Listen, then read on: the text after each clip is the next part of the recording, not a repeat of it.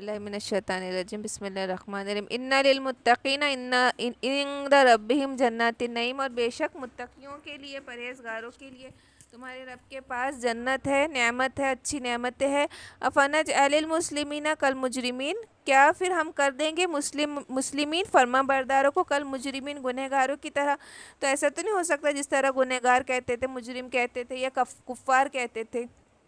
کہ جزا سزا کچھ نہیں ہے، آخرت میں کچھ نہیں، یا پھر جوئش کہتے تھے کہ ہم کو صرف تھوڑے دن کی جہنم ہے، پھر ہم کو ہمیشہ ہمیشہ کی جنت ہے۔ تو یہاں پہ اسی بات کا جواب دیا جا رہا ہے کہ ایسا تو نہیں ہو سکتا کہ جو فرما بردار ہے وہ مجرموں کی طرح ہو جائے، ان کے ساتھ ایک جیسا سلوک تو نہیں ہوگا۔ جزا سزا تو سب کو ملنی ہے، اور اگر یہ جزا سزا کا سسٹم نہ رہے تو ہم دیکھیں نا دنیا میں کتنی ناانصافیاں ہوتی کہ جب کوئی کمزور ہے، کوئی معصوم ہے، تو وہ ہمیشہ پکڑا جاتا، پھنس جاتا، اور چالاک ہے، پیسے والا ہے، پاور والا ہے، تو کتنا بھی بڑا جرم کر کے بچ ہی جاتا ہے۔ سسٹم کا یہی کھیل ہو گیا نا آج کل کے، پاور والے کے پاس، پیسے والے کے پاس، رسوخ والا کتنا بھی بڑا جرم کرے وہ بچ جاتا۔ تو کہیں نہ کہیں ایک انصاف قائم ہونا ضروری تھا نا، اس لیے آخرت کا انصاف کتنا ضروری اور کتنا دل کو تسلی دینے والا ہے کہ پکڑ تو ہونا ہی ہے، بھلے وہ دنیا میں بچ جائیں گے، اور اگر دنیا میں پکڑا بھی جاتا تو تھوڑی بہت ہی سزا پاتا، وہ والی سزا تو نہیں پاتا نا، لیکن آخرت کی سزا کتنی بڑی اور ابدی ہے۔ تو یہ سسٹم ہونا کتنا ضروری تھا آخرت کی جزا سزا کا، کہ انصاف کہیں نہ کہیں ملے گا، اس کی تسلی ہے انسان کو۔ ما لکم کیف تحکمون، اور یہ تم کیسا فیصلہ کرتے ہو؟ ما لکم، کیا ہوا ہے تمہیں، کیف تحکمون، کہ تم یہ کیسا فیصلہ کرتے ہو، یہ تم کیسا انصاف کرتے ہو۔ ام لکم کتاب فیہ تدرسون، کہ تمہارے پاس کوئی کتاب ہے جس میں سے تم پڑھتے ہو۔ ان لکم فیہ لما تخیرون، اور کیا اس میں وہ چیز ہے جو تم پسند کرو گے؟ تو یہ سب کفار کو جواب دیا جا رہا ہے کہ جو تم کہتے ہو کہ ہم کو سب کو ایک جیسا برابری سرابری کا سب کو مل جائے گا، یہاں کوئی کتنا بھی جرم کر لے کوئی انصاف قائم نہیں ہوگا، تو یہ تم کیسا فیصلہ کرتے ہو؟ کوئی کتاب ہے؟ اتنے دعوے داری سے جب تم بات کرتے ہو تو کیا تمہارے پاس کوئی کتاب ہے جس میں یہ سب لکھا ہوا ہے پہلے سے؟ یا ان لکم فیہ لما تخیرون، یا تم کو اختیار مل گیا ہے کہ جو تم کو پسند ہو تم کو مل جائے۔ انا، کہ بے شک، لکم تمہارے لیے، فیہ اس میں وہ ہے، لما تخیرون جس کو تم اختیار کرو، جس کو تم پسند کرو، کیا تم کو وہ مل جائے گا؟ ام لکم ایمانن، کہ تم نے کوئی عہد لے لیا ہے، علینا ہم پر، بالغۃ الی یوم القیامت، جو قیامت کے دن پہنچنے والا ہے۔ ان لکم لما تحکمون، کہ یہ تم کیسا فیصلہ کرتے ہو، یہ تم کیسا انصاف کرتے ہو۔ سلہم، پوچھو ان سے، ایہم بذالک زعیم، کیا اس کا ذمہ لیتا ہے، کون ہے جو اس کا ذمہ لیتا ہے۔ ام لہم شرکاء، کیا ان کے کوئی شریک ہے، شرکا ہے جس جس کو اللہ پاک کے ساتھ شریک ٹھہراتے ہیں۔ فلیأتوا بشرکائہم، تو پھر لے آؤ ان شرکاؤں کو،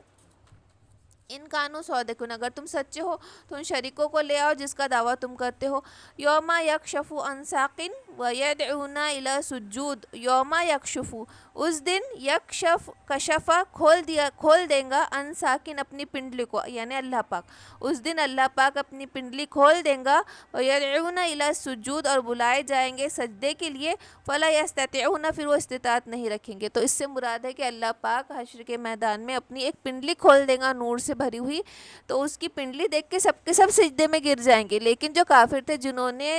دنیا کی زندگی میں اللہ پاک کو سجدہ نہیں کیا، ان کی پیٹھ ایسے تختے کی مانند ہو جائیں گی کہ وہ سجدہ بھی نہیں کر سکیں گے، وہ چاہ کر بھی سجدہ نہیں کریں گے، اور وہ چاہیں گے کہ ہم سجدہ کریں، کہ وہ ایسی ہیبت ہوں گی، وہ اور ایسی چیز ہوں گی کہ خود بخود سب کے سب سجدے میں گر پڑیں گے اللہ پاک کی پنڈلی جب کھول دیں گا اللہ۔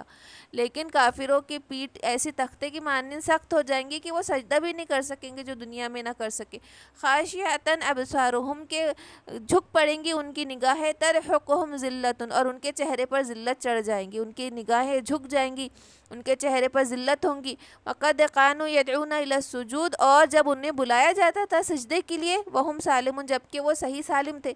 اب کے جب سجدے کا کہا جائے گا، جب ان کو دنیا میں سجدے کا کہا گیا تو وہ انکار کرتے تھے، تو اب جب کہ وہ سجدہ نہیں کر سکیں گے تو ان کی نگاہیں جھک پڑیں گی اور ذلت چڑھ جائیں گی، اور جب ان کو سجدے کے لیے بلایا جاتا تھا وہم سالم، جبکہ وہ سالم تھے، تب انہوں نے سجدہ نہیں کیا اور انکار کیا۔ فذرنی، پھر چھوڑ دو مجھ کو، ومن یکذب بہذا الحدیث، کہ جو کوئی جھٹلاتا ہے اس بات کو، سنستدرجہم، فذرنی تو چھوڑ دو مجھ کو، تو اس سے مراد اللہ پاک ہے کہ اللہ پاک یہ محاورتاً کوئی کہتا ہے نا مجھے چھوڑ دو پھر میں دیکھ لوں گا والا جو معاملہ رہتا ہے نا، جو محاورتاً کہا جاتا ہے کہ مجھے چھوڑ دو یا میں خود دیکھ لوں گا ان کو، تو ویسا جملہ ہے کہ فذرنی پھر مجھ کو چھوڑ دو، یعنی تم آپ صلی اللہ علیہ وسلم سے کہا جا رہا ہے کہ جو کفار کے باتیں ہیں، تان تشنے آپ کو مجنون کہہ رہے، آپ کو عذاب کا کہہ رہے، تو مجھے چھوڑ دو، مجھ پر توکل کرو، مجھ پہ بھروسہ کرو، یہ معاملہ مجھ پر چھوڑ دو۔ وَمَن يُكَذِّبُ جو جھٹلاتا ہے بِهَذَا الْحَدِيثِ اس بات کو، سَنَسْتَدْرِجُهُمْ تو اب ہم چڑھا دیں گے ان کو، من حیث لا یعلمون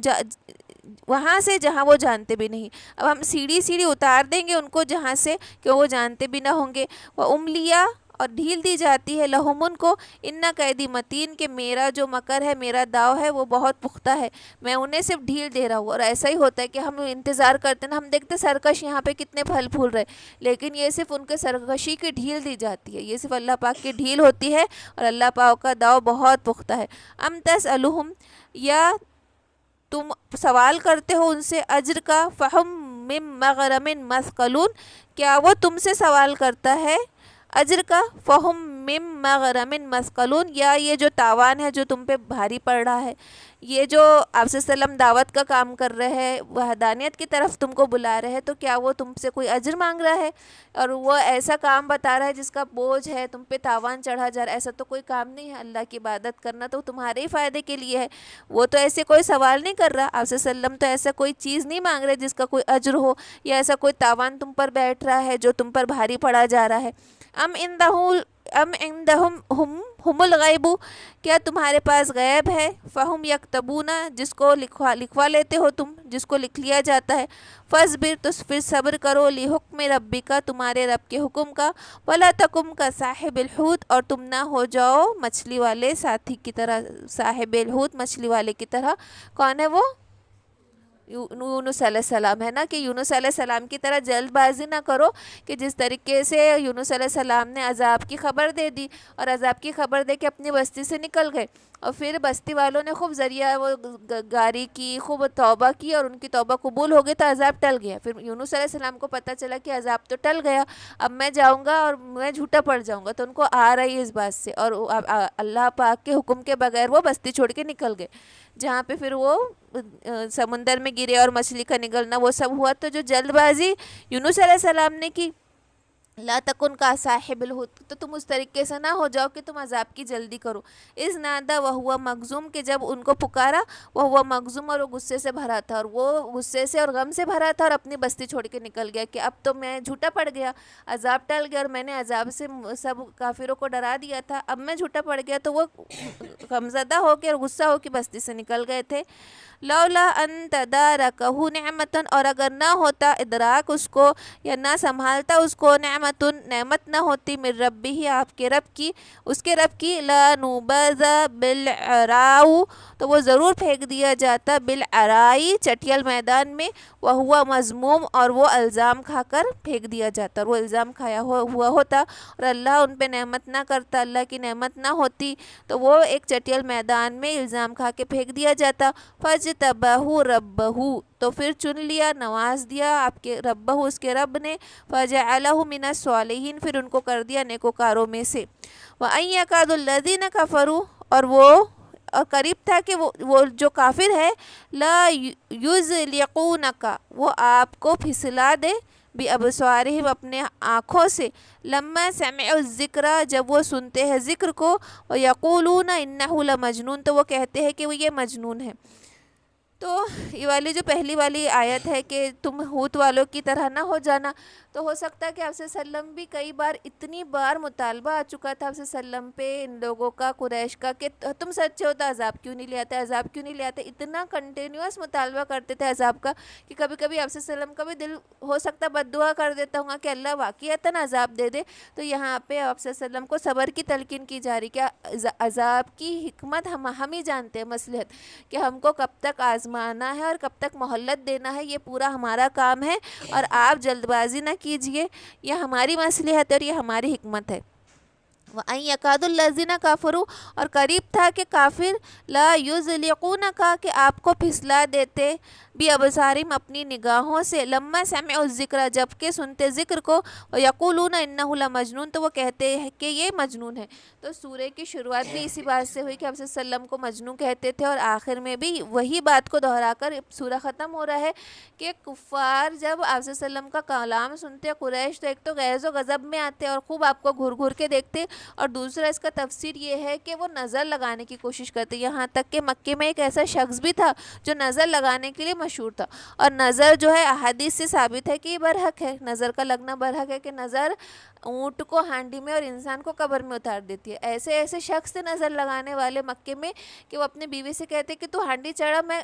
اونٹ کا انتظام کر کے آ رہا ہوں، اور کسی کے تندرست اونٹ کو ایسا گھر گھر کے دیکھتے کہ وہ واقعی میں وہ بیمار پڑ جاتا، لڑکھڑا جاتا، اور اس کو مجبوراً ذبح کر کے اس اونٹ کو محلے میں بانٹنا پڑتا۔ تو ایسے ایسے لوگ واقعتاً موجود تھے، تو کفار نے ایسے ایک نظر لگانے والے کو لے کر بھی آئے تھے کہ وہ خوب دیکھے اور نظر لگا دے آپ صلی اللہ علیہ وسلم کو، اور آپ صلی اللہ علیہ وسلم بیمار پڑ جائے، آپ کا نقصان ہو جائے، تو ایسے نظر لگانے والے کو لے کر بھی آئے تھے۔ تو یہاں پہ وہی بات دہرائی جا رہی کہ وہ اپنی وہ چاہتے تھے کہ اپنی نگاہوں سے آپ کو پھسلا دے، لیکن اور وہ کیا کہتے ہیں کہ آپ مجنون ہیں، وما ہوا الا ذکر للعالمین، لیکن یہ تو نصیحت ہے تمام جہانوں کے لیے جو آپ صلی اللہ علیہ وسلم پڑھ کے سناتے ہیں۔ اور یہ جو آیت ہے وَأَن يَكَادُ الَّذِينَ سے آخری تک، اگر کسی کو نظر کا شک ہے تو اس کے لیے یہ آیت مجرب ہے کہ وَأَن يَكَادُ الَّذِينَ كَفَرُوا سے وَإِلَّا ذِكْرُ الْعَالَمِينَ تک یہ جو آیت ہے وہ کسی پہ نظر لگی ہو تو اس کے لیے پڑھ کے پھونکنے کے لیے ہے، اس کی نظر اتارنے کے لیے ہے کہ شک ہو جس کو کہ نظر لگ گئی ہو۔ حضرت حسن بصری سے منقول ہے جس شخص کو نظر بد کسی انسان کی لگ گئی ہو اس پر یہ آیت پڑھ کر دم کر دینا اس کے اثر کو زائل کر دیتا ہے۔ یہ آیت اَن يَكَادُ الَّذِينَ كَفَرُوا سے آخری سورہ کے آخری تک ہے۔